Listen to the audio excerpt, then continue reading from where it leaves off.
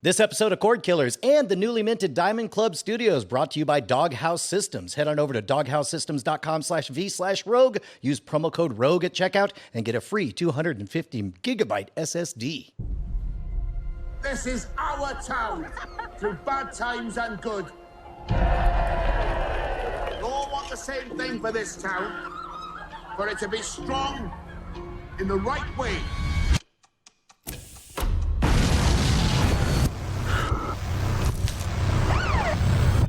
Kids, they were in there.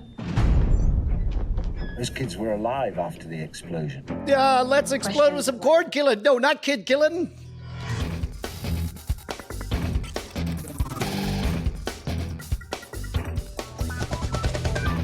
Welcome to Cordkillers, the show about watching the stuff you love when you want, where you want, however you want. I'm Tom Merritt. I'm Brian Brushwood, but more importantly, that was the trailer for Hulu's The Accident, about a small town hoping for economic revitalization. Normally, I toss and ask you, Bryce. Can you tell me more about this? Yeah, and so when before construction actually starts on this project, a bunch of kids, including one of the politicians' kids, sneaks in there, and there's an explosion or a collapse. And it becomes an investigation on the deal and the site and what happened. This is actually already aired in the UK on Channel 4. It's from Jack Thorne, who also did his Dark Materials. It's coming to Hulu November 22nd. But as far as we know right now, there's no like supernatural elements or whatever. It's not haunted upon rebuilding. No. Oh, so it's not based on a true story. I'll tell you what is haunting are those dreamy eyes of Len Peralta joining us live. Wow, very nice segue there, Brian. Thank you. Thank you for having me. This is great. I've been on a lot of you guys' shows. I don't think I've ever been on Cordkillers before. So because the reason we're having Len on is Len just cut the cord. Congratulations, Len. Thank you so much. It's a long time coming, and it's very liberating, and I'm enjoying it. I'm loving it. It's great, and I'm happy to be in this squad now, so it's great. That's fantastic. Well, let's find out all the juicy details in the primary target. Can I start by asking, what was the straw that broke the camel's back? Because there's always this pain point where even a civilized individual loses all credibility. They're like, no! Well, the decision was sort of made for me.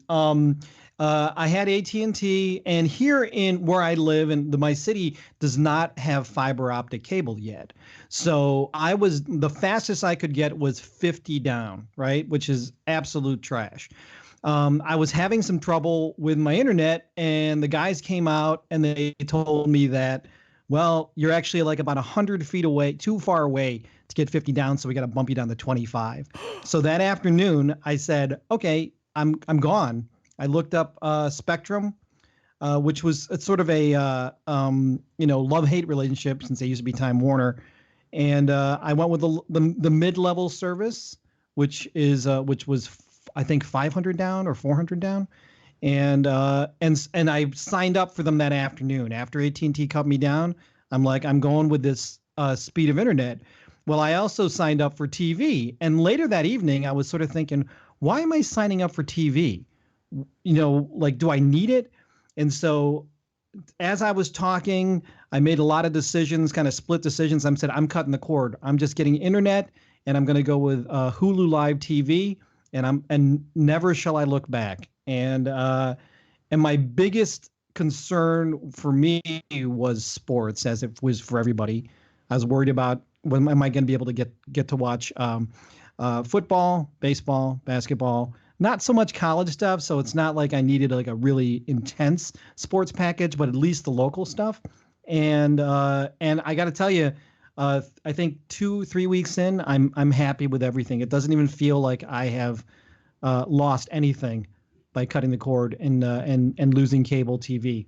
And also, Tom was a big helper on this, in that he told me about Suppose.tv. Went on there, did a lot of research as to what was available, and eventually ended up going with Hulu Live TV. So it was great. So I had heard, in fact, here at the new place, people know that I have a long-running beef with former Time Warner Cable, now Spectrum. But sure as anything, we went with Spectrum once we found out they had gigabit here, and apparently, like, they're very serious about rolling out nationwide. So if Spectrum's available in your area, if they don't already have gigabit or 500 megabits, like from what I understand, they want to make 500 megabits the new bare minimum everybody gets. Yeah, absolutely. And then I'm just surprised. I feel dumb. I feel like, I feel like I should have done this a lot sooner. And now I'm like an evangelist, right? Like I'll sit down and talk to anybody about cutting the cord because I feel like everybody should just drop cable. Just feel like, you just go with a live TV streaming, YouTube, whatever that is you're going to use. And kind of put together your packages. So I don't know. Do you feel like you're saving money, or no? No, I do not actually. Yeah. I did a lot. I've been researching this for a couple months, and I am pretty dang close to what I was spending before. But that may change. At the very last second, I went and decided to go with HBO only because I'm a big fan of Silicon Valley. And it's all me, right? Like I want to watch this show now while it's fresh in my mind, and I don't have to wait for it. So I did that, but I think after that's done, I'm gonna drop it and then wait till HBO Max comes with the AT&T. How's it going to feel when you drop it by going in and clicking a couple of buttons in a website instead of calling someone and waiting for them to try to convince you not to drop it? Can I tell you how great this is? The small little thing, right? Like when we had cable, because we had Uverse, that's what we had before. In order for me to use my Apple TV and log in to watch any of these shows, you had to go and use your stupid cable password. And it was just, you'd get kicked out or whatever. When I instantly switched to Hulu, they're like, hey, is Hulu your dude? I'm like, yeah. So I went and I did it. Don't have to log in ever again. It was like a small price to pay. It was like the biggest thing. Actually, it was really great because I didn't have to do that. And it was very, very simple to do. And yeah, I love having that option where it's like, hey, I don't really want, there's nothing on right now. I can sort of drop it and then kind of come back or pause the subscription if I want to. I think that's great. It came down between either Hulu or YouTube for me, and I was already a Hulu subscriber, so it was sort of kind of a no-brainer. I didn't want to just go into YouTube, but I don't know. I mean, I'm really happy with what we have so far. I haven't noticed any sort of lagging or anything. Sometimes with live sports, there's a little bit of choppiness, a little bit of breakup, but it's not bad. It feels exactly the same as it did before. So that's the biggest surprise for a lot of people when they actually do it is they assume it's going to be like real video or something like, it's not going to be as nice as cable. And it turns a real out like, player, right? No, your cable goes out sometimes too and has artifacts and weird things. So it ends up not being that different. Do you, so what are you using to watch this on? Or what do you have hooked up to your TVs? Are you using a Roku, Apple TV, Amazon? What are you using? We have Apple TVs on all our machines, all our TVs. And I gotta say, and I was actually taking some inventory about what I have subscribed to. I have Netflix, although Nora is not really, she's like, we should just drop Netflix, but there's a lot of things I like about Netflix, and I'm actually paying for the top tier because over the summer, I redid my home theater, have a 4K Ultra HD 80-inch television, nice Atmos sound system, and I want to take advantage of that. So I'm going with the top tier. Hopefully, I want to see what happens if Netflix, with the advent of Disney Plus here, starts to like change some pricing tiers. I already saw Hulu sent me an email saying that their live TV, their no ad subscription is going up another $6. So it's, you gotta stay on top of it. That's the one thing that I've noticed. You got to stay on top of all these price changes and whatnot, and just make sure that you're getting the best deal. Because unlike cable television, which never raised your price without telling you. Right. Which brings up my question. In the alternate universe where, let's say, Uverse was able to bump you up to 100 megabits, in that universe, does Len Peralta ever jump ship and go completely cutting the cord? I don't know. That's a good question. I mean, it really came down to the fact that I was upgrading my internet, and I just said, if I'm gonna go with that speed, what do I need cable for? You know, I was comparing and contrasting, really looking at the numbers, and I figured it was going to be costing me just about the same amount, if a little bit less, in the first year at least, for what I was already spending. So that's interesting, because suddenly it makes me think that good customer service and making sure people don't have any reason to consider going and jumping ship to another internet provider, all of a sudden, even though it's more expensive to run that, 200 feet or whatever, I mean, they could have kept you on the hook for years to come. Sure. Yeah, absolutely. And they have. And, I mean, I really should have cut the cord a long time ago, but it really was what Tom was saying, was like the idea of getting on the phone and having to figure everything out is a heartache. And it's one of the worst things I hate doing. Just, I know that I'm in for like a couple hours of trying to figure that whole thing out. Yeah. So yeah, definitely. And because I've been a long time AT&T subscriber as far as my phone plan goes,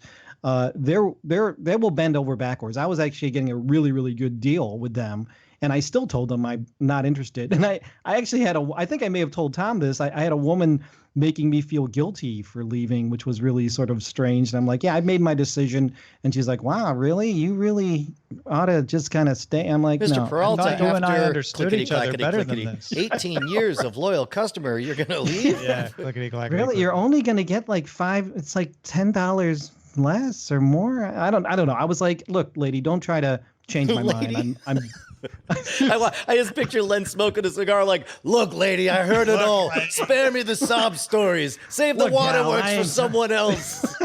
That's exactly the way it was. I don't mess around when I'm trying to figure out my my monthly bills here. So yeah. Last question. Are you using an antenna at all for any local broadcasts, or are you just going streaming?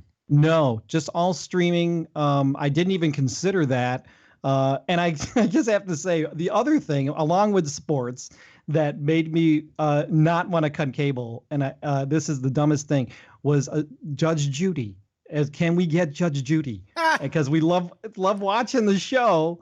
And I'm like, yeah, we can get it. We're good. I mean, otherwise we'd have to go subscribe at judyvision.com for $11.99 a month. Was I going to get a streaming service? Is that going to be on Amazon Prime or anything? Judy. Hold on, I think I might have to write down this business plan. That was what I remember Len asking me at one point, like, but if you cut the cord, can you still get Judge Judy? And I'm like, I think you can. I think you can, Len. You can. I'm here to tell you possible. can if you're a Judge Judy fan. Yeah. Yeah, Suppose.tv is definitely the place to go to find out that stuff. If you know what channel Judge Judy or whatever you want to watch is, you just pick all those channels and it will tell you like, okay, here are the streaming packages that have the channels that you need. And I think people don't quite understand. They think, oh, it's just like 5 channels on streaming services, but it's not. It's like all your regional sports networks are usually there. Most of your local channels are usually there. It does vary by region. So, it depends on where you live, but yeah, you can generally get just about everything that you would get otherwise. And an antenna would have got you Judge Judy too, if it hadn't already been on Hulu. So. And I can DVR it too. So I mean, it's not like Judge Judy is the most evasive Pokemon out there. She's not exactly difficult to catch. You'd be surprised, Brian. You'd be surprised. She is sometimes the first day, this is the first day that I switched over to Hulu with live TV. I just ported my Hulu account and I went and I DVR'd, I put Judge Judy down. I'm like, okay, we're going to do this. The very first day, that show did not record on the DVR. And I was like on the phone with Hulu, like, what's up with this? This is not a good look for you guys. What's up? Where's my Judge Judy? I was like, I had my stogie. I was yelling. I was in my bathrobe and I was very upset with the person. But it's like, this isn't even our final form. but I do get the double J, so that's good. We're all good. Good. Well, the way I was able to afford to help Len with this problem, of course, is because you all generously throw us some nickels, some dimes, some dollars over at patreon.com/Cordkillers. Heck yeah, dude. Join the tribe of our 1,000+ beautiful bosses at $1 an episode over at patreon.com/Cordkillers. Not only will you get the smug satisfaction of knowing that you're keeping us loud, live, and independent, you will get bonus stuff like our After Talk segment, your very own RSS feed. You'll get early access to Spoilerin time. Trust me, it's totally worth it. I think people undervalue having their very own RSS feed. Like it's yours, no one else's. You're out there on iTunes. You're sharing an RSS feed with everybody else, and you don't have to worry whether somebody else is feeding your RSS feed. It's yours. Yep. You know that you're taking care of it. Yeah, no one's messing with it. No one's leaving anything. I will vouch for the fact that it's a lot more fun to just have everything in one feed. You get to spend an entire block of time with us instead of parsing it out through, over a lot of time. Plus, the After Talk segments are getting more and more interesting. Those are all my favorite bits. Go check it out, folks. Patreon.com/Cordkillers. Let's talk about how to watch. Disney Plus launched last Tuesday, November 12th, with The Mandalorian. For me, it launched at like 10 o'clock, 9:30 at night. It was weird. It just kind of stumbled out. Like any large popular launch, it had technical problems for the first day. It still had a few technical problems in the second or third day, but most of them seem to have gone away. And Disney Plus is now available for everyone in the United States to watch and enjoy. They've even had a second episode of The Mandalorian, came out last Friday. There's High School Musical on there. There's stuff from The Vault, most of the Marvel movies, all the Star Wars films. So far, Brian, how are you feeling about Disney Plus? First, let's talk about the technical aspect of things. I installed it or signed up for it, I guess, 3 times on 3 different devices. First on the PC, everything was a dream. Super easy. Went there, plug in your credit card, do the free trial, watch The Mandalorian. It was great. We started The Mandalorian, and it's like, oh man, this looks like something the whole family's going to want to watch. So we went to the living room where we have one of those TCL Roku TVs. Went there. Sure enough, instantly, the menu was filled up with a big old fat ad saying sign up now for Disney Plus. Clicked it. All I had to do, it's a little bit tedious to type in the email and then the password and all that stuff, but it was up and running in no time, and it was a delight that evening. A few days later, there's another TCL that we mainly used as a studio monitor in the old studio at the house, and I tried to do it, and it had been so long since we had installed anything on there that I couldn't get Disney Plus to show up as an option. Like it was like it refused to acknowledge that it existed. And then finally, my wife said, have you tried turning it off and turning it back on? And I was like, oh, don't be dumb. and I was like, fine. And I clicked it off and clicked it on, and still there. I went through every little submenu thing. And then finally I was like, maybe I'll try unplugging it and then plugging it back in. Guess what worked? Sure enough, upon replugging it in, it downloaded all the updates, and there it was.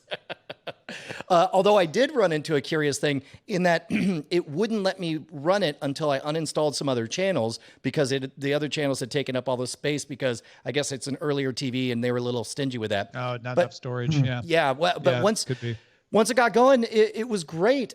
It was a joy to watch The Mandalorian. We'll talk about that mainly in Spoilerin time, but spoiler alert, it's my favorite Star Wars thing since Jedi, bar none, by a lot. So good. Possibly better than Jedi. Possibly better than the entire original trilogy. Possibly the best Star Wars anything ever, full stop. It was also a delight the next morning, because I went downstairs and there's my daughter watching The Miraculous Ladybug on Netflix for the billionth time. And I was like, hey, kiddo, do you not know about this other thing? And I turn her over to Disney Plus, and she's going through, and then, just going through the archives. And of all the things, she goes, Sleeping Beauty. I've never seen that. I want to see that. And off she went. So to me, the back catalog is of marginal value. But to my 6-year-old, it was a candy feast. She had a great time.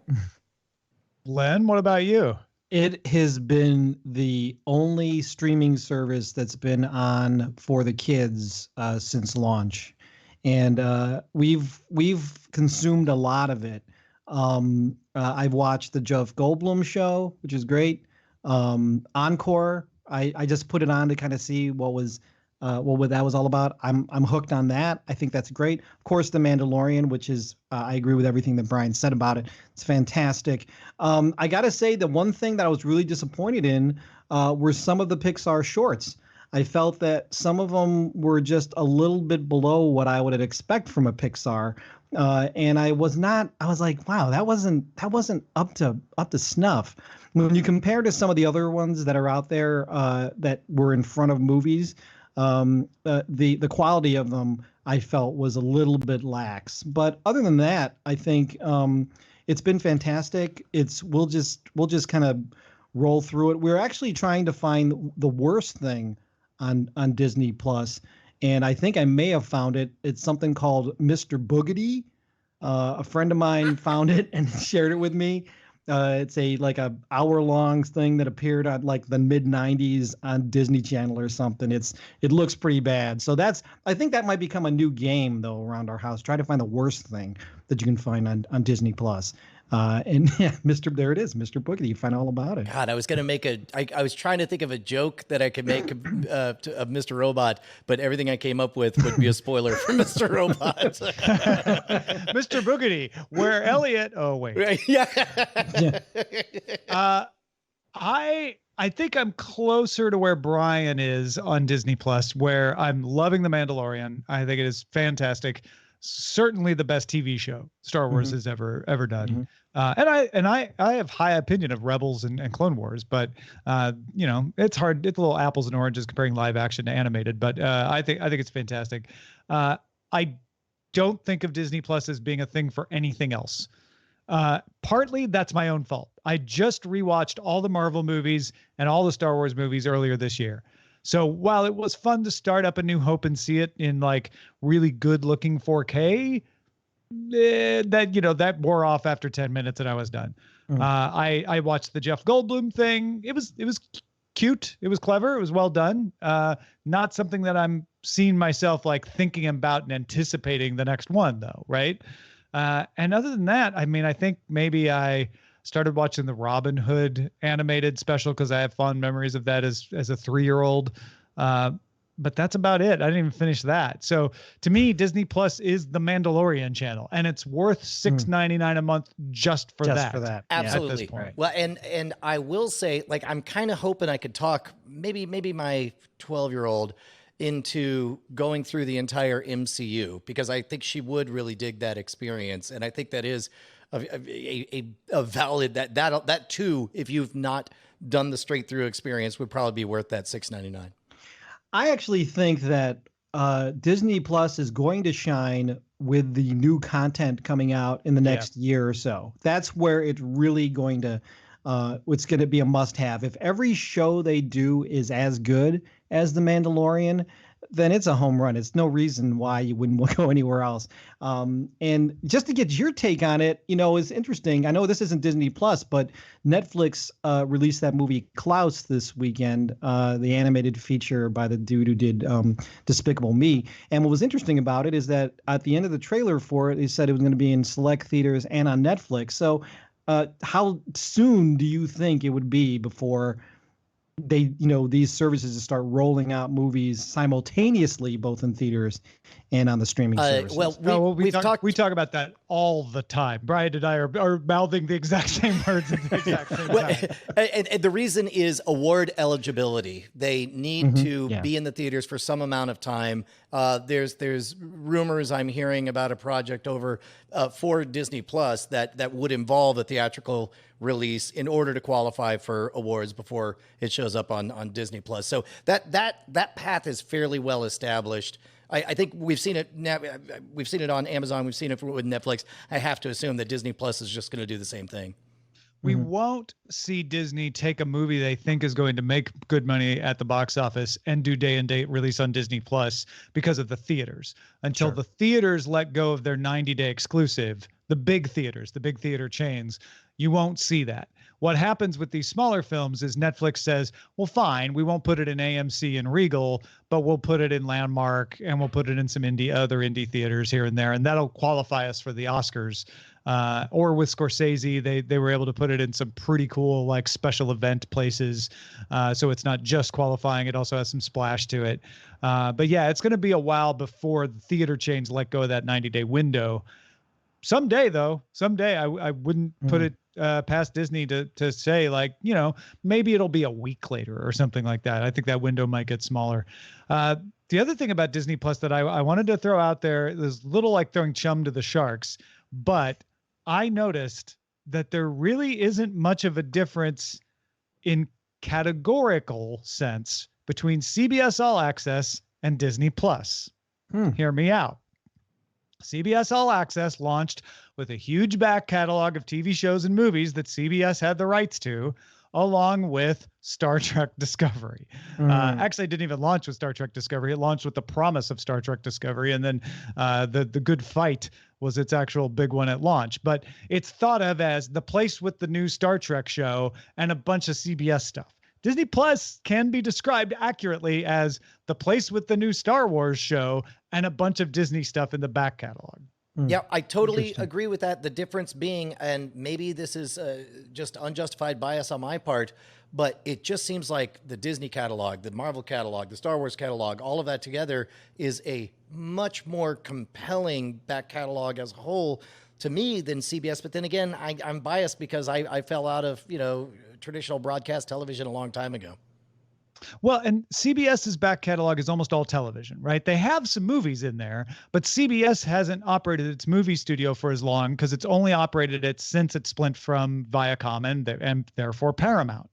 So you don't have a rich movie catalog, and its television catalog arguably is I don't know if it's any different than Disney's television catalog really, but it doesn't stand up on its own to say all of the Marvel movies versus Family Ties. Like it just, you know, it doesn't compare. However, we've got the CBS Viacom merger finishing up in December, most likely, at which point that company could put all the Paramount movies on to CBS All Access. Suddenly all the Star Trek movies could be there. There's all kinds of other Paramount properties that could go in there, and I'm curious if they might do that. Beatmaster80 in the chat has a really good point. And Len, I wonder if you agree with this, because I do. It matters whether or not you have kids, because CBS All Access is a back catalog of content, but not kids stuff. But specifically tightly curated, trustable content. Like it's a babysitter that I get for $6.99 a month. It's a babysitter where they will never run out of content, and it will all be of a sufficient quality that I trust, and with a narrative that I trust, and with language and so on that I trust. That's a big deal. Absolutely. I 100% agree with you, because if I see my kid come home from school and turn on the TV and I see him watching something from Disney Plus, I know that it's good. I don't have to worry about him seeing something he's not supposed to. Whereas if he sort of just goes on my account on either Hulu or Netflix, I don't know what he's going to end up seeing. So I would much rather have him look at, watching stuff on Disney Plus. I feel a lot more secure as a parent that way, that he's not going to accidentally kind of jump into something that is like a little bit above his. Which you do have to worry about in environments like YouTube. I mean, they do have protected areas like YouTube Kids or whatever, but in general, I let my 6-year-old watch these YouTube videos that she likes, and I've not yet seen her wander into the dark corners of YouTube, but that could happen. She's running around fairly unescorted, whereas this is the kind of thing that I just don't even have to worry about. Absolutely. All right, folks. Well, let us know what you think about Disney Plus. Cordkillers@gmail.com. Let's move on to talk about what to watch in Under Surveillance. Not like real estate. It's all about location. Under Surveillance. Magic City Films has obtained the rights to use the image of James Dean to star in a Vietnam-era action drama called Finding Jack. If you don't know, Dean died in a car crash in 1955. He's not alive anymore. Canadian VFX banner Image Imagine Engine will be working alongside South African VFX company MOI Worldwide to construct a full-body CGI version of Dean using actual footage and photos. Another actor will voice him, though. Finding Jack, the movie, is based on existence and abandonment of more than 10,000 military dogs at the end of the Vietnam War. It is a full-length feature film. It's not being made for a streaming service or anything like that. It's meant to come out in the theaters. It's got, a typical movie path in front of it. You wouldn't, call this some fly-by-night thing if it didn't have James Dean in it, but it's getting a lot of both welcome and unwelcome attention because of this perk, this weird thing about it. Man, I got to tell you, number one, whatever negative feelings people are feeling, get over them, because this is the future. This is where it's going to happen. I remember watching in the late 80s a PBS documentary about the future of computer animation, and it would be so great if somebody could find this on YouTube and send it in. But I remember they made a low poly version of Humphrey Bogart's face, and they were like, in the future, who knows who owns the rights to a dead actor's face? Maybe someday there'll be movies made out of these. Second of all, if it was, let's say Thomas Jefferson, would you be freaking out if they recreated Thomas Jefferson from photo? I just don't see him starring in Finding Jack. Okay, fine. If the casting aspersions aside, casting director aspersions aside. But my point is for everyone who's upset, you could probably think of a character from the past far enough that you would not be upset about. And pretty soon, if not today, that's why this is a controversial edge case, is because it's just enough in public memory that it feels kind of gross, but it's just going to feel less and less gross going forward. I mean, there's no stopping it. So in this regard, I'm more interested to see what best practices are being established while it's still the Wild West of this stuff. What about you, Len? What does your gut say on this? I think that it's going to stand or fall based on how good it looks. You know what I mean? Go back to Rogue One and you start seeing Peter Cushing brought to life. But as that movie went on, it looked more and more like a video game cutscene than, actually Peter Cushing acting. And so I think that this is going to sort of live or die based on how good the technology is. And, it's interesting because if you guys remember back in the mid 90s or early 90s, they did that Dirt Devil commercial with Fred Astaire. Yeah, I actually worked at the place that did that. And it was, I just remember all the backlash that happened because of that. And people were not ready. It was weird. And I think there's still a little bit of that stigma still going on with that. I think it also matters that he was hawking vacuum cleaners, which is kind of a gross implementation of it. Although selling popcorn and soda water isn't much better, but at least there's a perception. Do you hate dogs? Is that why you're against James Dean being in this movie? Wait, is he a dog in the movie? No, the movie's it's about a dog. Saving military dogs. I see. I'm just surprised that they got another actor to voice him. What the heck? Why not just bring him back? They could bring in piece it James together Franco. from everything he said in his movie East of Eden. Yeah, apparently synthesizing the voice is not up to snuff yet.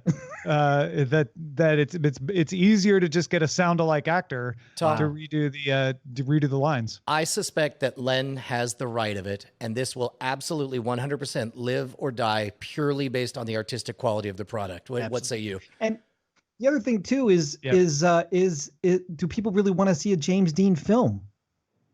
He's not the lead. He's a secondary lead. So they'll want to see whoever the lead film is, I guess. Maybe. And then it's that Peter Cushing thing again. But a lot of people do want to see it. A lot of people will, because they're James Dean fans. Yeah, I'm totally with you, Brian. Like, if this was Clark Gable, which it won't be because it's black and white. He's black and white. We can't get color versions of him. Yeah. Well, actually, no, there's some color. When Gone with the Wind was color. Maybe there's just not enough. So imagine this. What if the movie was Silver Screen All-Stars? 27 names you vaguely remember, from Fatty Arbuckle to Humphrey Bogart, and Peter Lorre era. And then like a bunch of people nobody has any baggage with. I think we would all cheer for it and find it delightful. That's the key. Go back to someone no one cares about. No one will give a damn that they're being resurrected. It's only because it's a name that will bring people into the box office because it's recognizable that people care. Frankly, Tom, I think you missed a rare opportunity to make a very Tom joke. Because you said give a damn what. Never mind. I did, didn't I? Darn it. Walked right past that one. That's not like you. ABC is going to air another live in front of a studio audience special this year. They're going to do another episode of All in the Family, as they did last year, and then do an episode of Good Times. Last year they did The Jeffersons. The live event takes place December 18th. I didn't see any details on casting yet, though. I got to tell you, man, I like this in principle. I've never watched one, probably never will watch one. But, well, there's only been one. But I mean, that also goes for the musical stuff. That goes for any of the live, the attempt to capture the cultural gestalt in the moment in a non-sports way. I don't think I've watched I liked this last year, and I'm going to try to watch it live. I watched it later, and I felt like I was missing something because I wasn't seeing it as it was happening. Sources tell Variety that Warner Media is working on an unscripted Friends reunion special. Jennifer Aniston, Lisa Kudrow, Courtney Cox, Matt LeBlanc, Matthew Perry, and David Schwimmer in discussions to appear in the special, along with David Crane and Marta Kaufman, who created the show. Kaufman recently told the press they would not do a reboot of the series. So this is probably like a mini documentary style show, a little talk and memories kind of thing. The headline reads, "Studio finds free money laying on ground." Nobody told us it would be this easy. According to Deadline, that was a Friends joke. See, no one here watches Friends. I don't watch Friends. According to Deadline, HBO's former chairman Richard Plepler, who coincidentally left HBO shortly after AT&T took over Warner Media, is forming his own production company, and it sounds like he's reached an exclusive deal with Apple. Plepler spent 30 years at HBO. If this ends up being true, Brian, I think this is a coup for Apple. Yes, and I think they desperately need that because I think they're generally doing well right now, but if they're going to break out, they need to get some breakout talent, and this seems like somebody who's got the experience to do that. Yeah, I feel like they're doing very well right now, but they don't have a Wire or Sopranos, right? Right. And Plepler, coincidentally, was there during the time of they the don't Wire even and have Sopranos. their Mandalorian. They don't have their must-see, worth getting the service just for the one thing.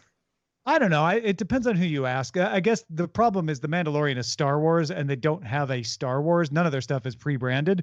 But for originals, I think For All Mankind is getting good buzz. The morning show, for all the hate and the reviews it has a devoted following. There's a lot of people out there that like that. So I feel like they're doing okay, but they still need their big hit, like you say. Mm-hmm. With the Viacom-CBS merger set to close in December, Viacom's Nickelodeon has announced a deal with Netflix. Original animated movies and TV series will be created for Netflix using existing Nickelodeon characters, as well as newly created ones. Nickelodeon previously put its library of shows on Netflix, but that deal ended when linear ratings declined. So they're not putting the library on Netflix. They're being a production company, whereas the Nickelodeon library could still show up on, future in-house streaming service CBS All Access. I think this points to the future, at least at the beginning of this merger, where Viacom will be the production company that says we want to make stuff and put it wherever we can, whereas CBS will continue to be the place that makes things for itself, for its own channels and its own services. Do you think that this is in any way the beginnings of flirtation of a relationship that could lead to the catalog showing up on Netflix? And B, do you think this has anything whatsoever to do with Disney Plus? Yes. Well, to answer your first question, I guess I should have phrased what I said right before you asked it better, because that was my answer. I think Viacom is going to produce things to put everywhere. Netflix, Hulu, they'll make shows for Disney Plus if Disney wants it. They don't care. They want to make shows and sell them like Sony is doing. Whereas CBS will be the place that says library content from our channels, that's ours. We're putting it on our own streaming service. And I would expect to see a lot of those Viacom channels shows show up on CBS All Access. Correct. I did grok all of that. From the Netflix side, I think this is definitely trying to hedge a little bit of the loss of people to Disney Plus for sure. Correct. And I did grok everything exactly as you put it. It's just that oftentimes these agreements begin with a flirtation, like we're going to work on this part, and then it just seems to go so well that there becomes an increased presence, a co-presence. Yeah, on no, there. I'm just doubling down on no, I don't think that's how this is going to work. The in-house strategy seems to be production outside, right? Channels and streaming inside. That's my guess. I don't really know. I'm just spouting off.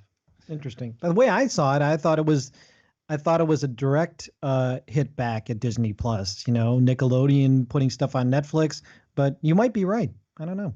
Well, I don't think that what I'm saying about CBS All Access and the in-house production contradicts that. The idea that they're going to make original shows with their Nickelodeon properties for Netflix, that's just Viacom making money. From the Netflix side, it absolutely is Netflix saying we need kids shows now more than ever before. And plus also, weirdly, they don't even need much Nickelodeon. They just need the ability to say the words Nickelodeon in conjunction with Netflix an awful lot, so that they increase that perception that it's like, no, we have lots of kids programming. They need that, and then they need the parents to see kids watching kids shows on Netflix, right? Exactly. Like, Yeah. they need the perception that all the stuff is there, and then they need to see their kids using it, and they'll be like, great, Netflix is worth paying for. Right. And isn't that weird? got a Because a few years ago, when Netflix was announcing their upcoming slate, they said half of everything we're going to do is children's content. Yep. Yeah. Yeah, totally. But so No, maybe I this mean- is a brand play of like, now we have the nickname on here. It's extending it, definitely. No, it's a really good point, Bryce. It's not like we're saying Netflix didn't have any kid stuff until now. They have a lot of kid stuff, and they're able to market themselves to kids. For sure. They even have a kids profile system. This is them extending that and saying, let's beef it up. Let's make it even bigger and even better. And plus also, let's face it, to most adults, they look over, they know Netflix has a bunch of Nickelodeon something or others. They look over the kids watching some kind of cartoon thing. Maybe they just assume it's a Nickelodeon thing. They don't really worry about it. I'm sure Netflix would be thrilled with that. If they're watching How to Train Your Dragon on Netflix, right, doesn't matter to the yeah, parent. exactly. Yeah, right. All right, a bunch of stuff since the last time we talked. Deadline says Paramount has agreed to create a 4th Beverly Hills Cop movie. Yes, there were 3 others already. And Eddie Murphy and Jerry Bruckheimer both on board to produce. Gal Gadot and Ben Affleck have tweeted their support for the release of Zack Snyder's director's cut of Justice League. Apparently, it was shelved when he walked away from the project after a family tragedy in 2017. If you don't recall, Joss Whedon supervised the reshoots and final edit. Adam Scott has been cast in the lead role of an Apple series called Severance, directed by Ben Stiller. Scott will star as Mark, an employee with a dark past trying to put himself back together. Doesn't sound like a comedy. A trailer is out for M. Night Shyamalan's series Servant, coming to Apple TV Plus November 28th. Trailer out for Hala, a movie telling the story of a 17-year-old Pakistani-American teenager. That comes to theaters November 22nd, and then to Apple TV Plus on December 6th.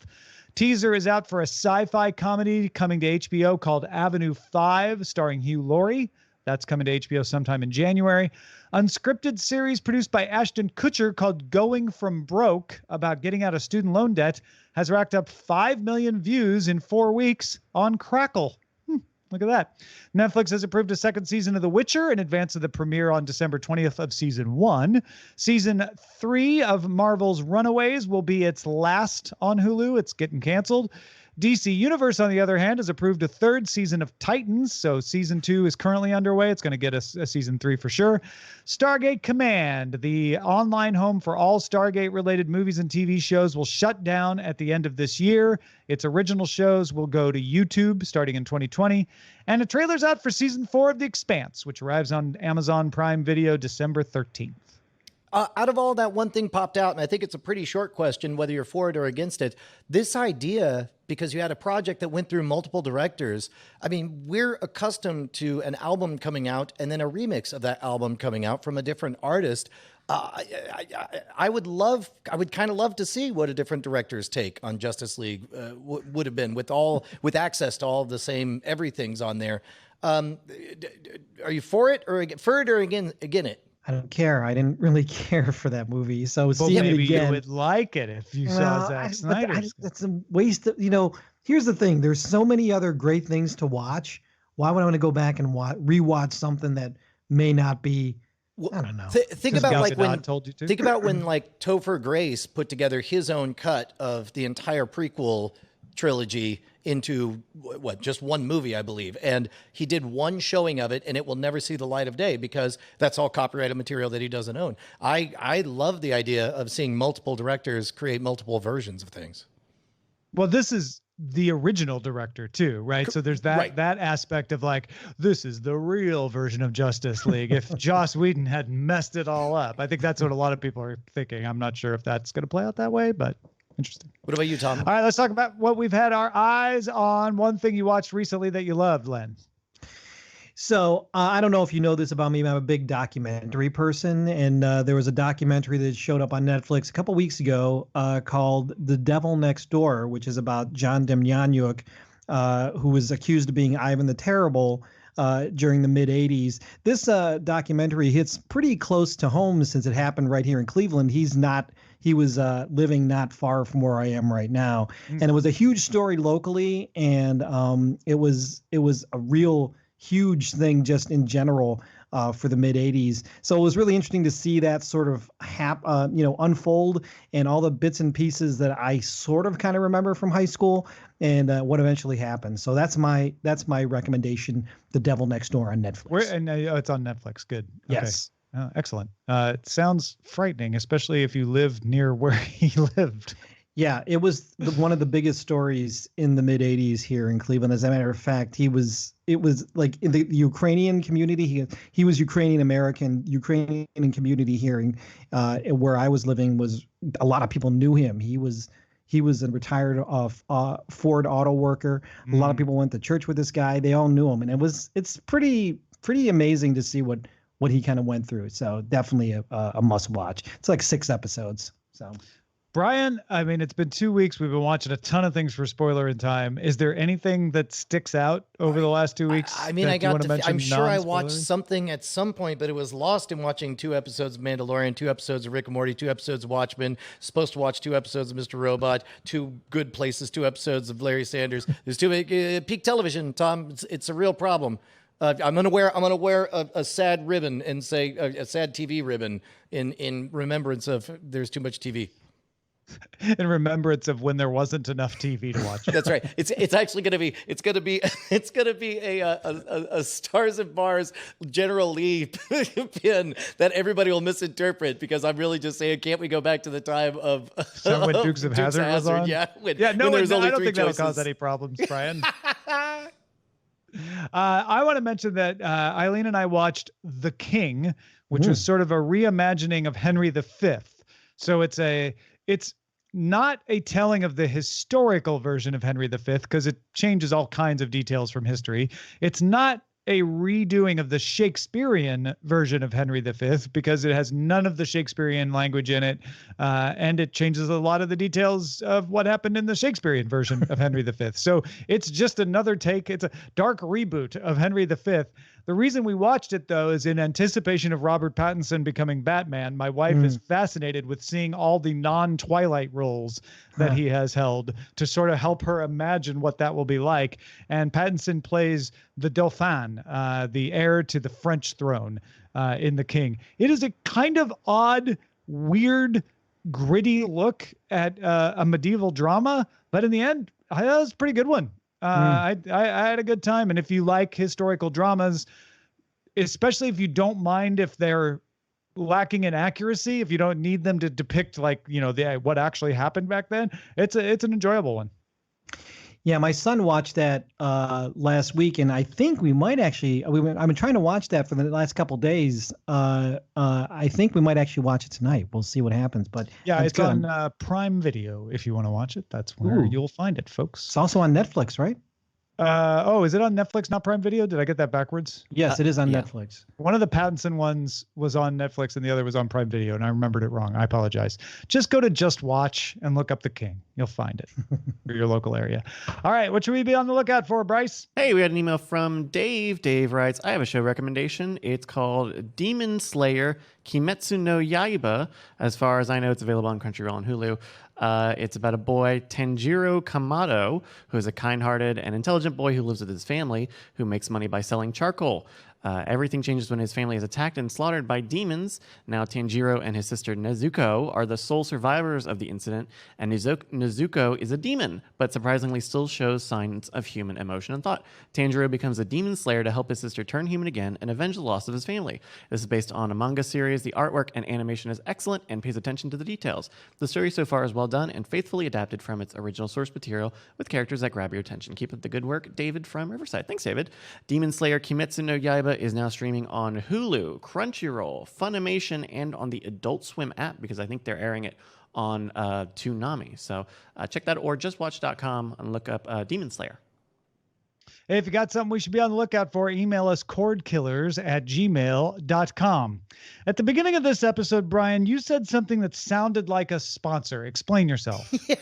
I'm sure somebody out there was like, hey, man, I thought you guys were Loudline and independent. Guess what? We still are. If you guys have not been keeping up with us as we build out this new studio, when we first purchased the land and everything was just a husk, I needed to buy all of the computers that were going to run everything. We have switching computers, we have editing bays, and I mean, it's a huge cash outlay. And so I called the folks at Doghouse Systems because I've been thrilled with their stuff in the past. And I got to be honest, I just wanted to get like a coupon code to know the best way to buy all this stuff. And the folks over there were so excited to hear what we were putting together. They drove down from Dallas and they started supplying us with computers for months now. Everything you've heard, everything from this studio has all been powered by systems on loan from Doghouse Systems. This is thousands, tens of thousands of dollars of support that they've given us. And now we're at a point where they finally set up a promo code. And obviously I'm thrilled with their stuff. I plan to buy it. I was already buying it. Anyway, the promo code they set up is promo code ROGUE at checkout. That's ROGUE. It'll get you a free 250 gigabyte SSD drive with any system you get. Look, maybe not today is not the day that you need a new desktop or laptop, but at some point you will, and you can support people who trusted us when nobody had any reason to support us. And they are fantastic people. You can make some magic happen by using that promo code, because all of that they know comes directly from us and our tribe, and it supports this crazy operation. Yeah, if you've seen Brian come to you live from my house before, it's likely been on a Doghouse system. That is how I generally have done that. So help a brother out. That's doghousesystems.com. Use the promo code ROGUE. Let's move on to the front lines. Front lines. Password sharing is the new privacy. Wait, take two. Password sharing is the new piracy. The Alliance for Creativity and Entertainment, which was formed to combat piracy, is turning its attention to combating password sharing. Methods of enforcement could include reducing the number of simultaneous streams allowed. No one will get mad about that. Forcing occasional password changes. Who'll be annoyed? Or requiring a second factor authentication involving a code texted to phones. That's actually probably just a good idea. Anyway, the Alliance says it will not go after casual password sharing among family and friends. It wants to stop people who are like selling them or putting them out on hacker forums. That's what they say. Parks Associates estimates if every person who password shared paid for a subscription instead, it would be worth $6.6 billion. But of course, even if all password sharing stopped, not every person would pay. But that would, there's a chunk of that they think maybe they can get back. Yeah, there's some fake what a math, but look, I mean, it's their service. Do what they want. Dish Satellite TV and its streaming service Sling.com have not been able to offer HBO since October of 2018 because of a dispute with Warner Media. Despite all that, Dish finished Q3 with 148,000 more subscribers, with 9.49 million to Dish and 2.69 million to Sling.com. Moffett-Nathanson estimates that Hulu has 2.7 million subscribers for its live TV service. Wait a minute, this just in. 2.7 plus 1 Len Peralta million subscribers for its live TV service, putting it at number one. You did it, Len. You made them number one. Thank you. Thank you so much. Just ahead of Sling TV's 2.69 million. So you probably did make a little bit of a difference. YouTube TV is estimated to have around 1.6 million customers, and Hulu celebrated by raising the price of its live TV service by $10 a month from $44.99 to $54.99, still quite a bit cheaper than cable. Hulu offers more than 60 channels, including all 4 major English language broadcast networks in the U.S., along with the Hulu On Demand service. So you get Handmaid's Tale and all that stuff in that $45 to $55. Or Hulu's blog post said it is exploring ways to provide additional, more tailored live TV options as well. That makes me think they might have some tiers. Right now, there's pretty much the one tier, plus you pay for things like advanced DVR, more storage, stuff like that. I'm guessing we might get some packages in the future. In less exciting and less happy news, I guess, Roku lost $25.2 million last quarter, although it didn't lose as much as analysts had expected. Total operating expenses rose 60% as Roku raised advertising spending significantly in order to attract new users. Total net revenue rose to $260.9 million, a little bit better than expected. God, that's big business. Yeah, I mean, they spent a lot of money trying to advertise, trying to gain users, so it was expected that they would lose the money. That's really not horrible.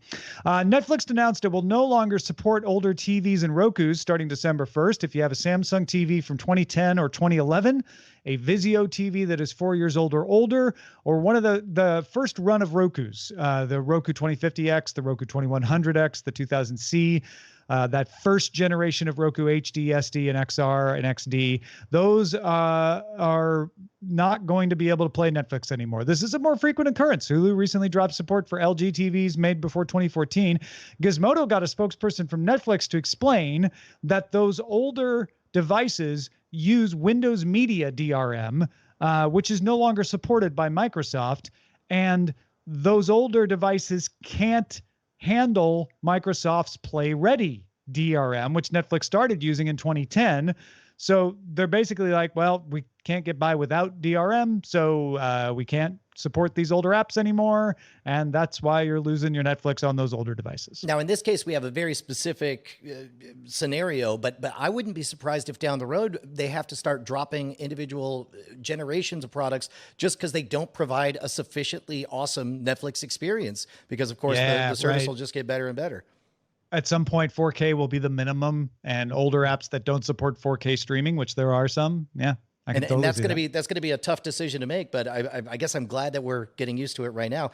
AMC Entertainment announced that it sold a record 87.1 million movie tickets last quarter with an average ticket price of $9.45, up 3.3%. Average food and beverage revenues per user rose 5%. U.S. attendance rose 4%, and international attendance rose 9%. Both records. AMC Stubs A-List subscription service has more than 900,000 members and shows a profit. All of this despite overall U.S. box office down 6% so far from 2018. This seems very significant, Tom. I mean, is this an indicator that this is the future?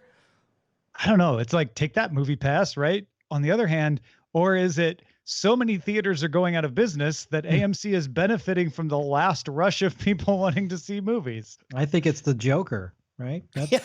Let's attribute it all to the Joker. Seriously. It's not impossible that that had a big effect on it. That's for sure. All right, let's get to some dispatches from the front.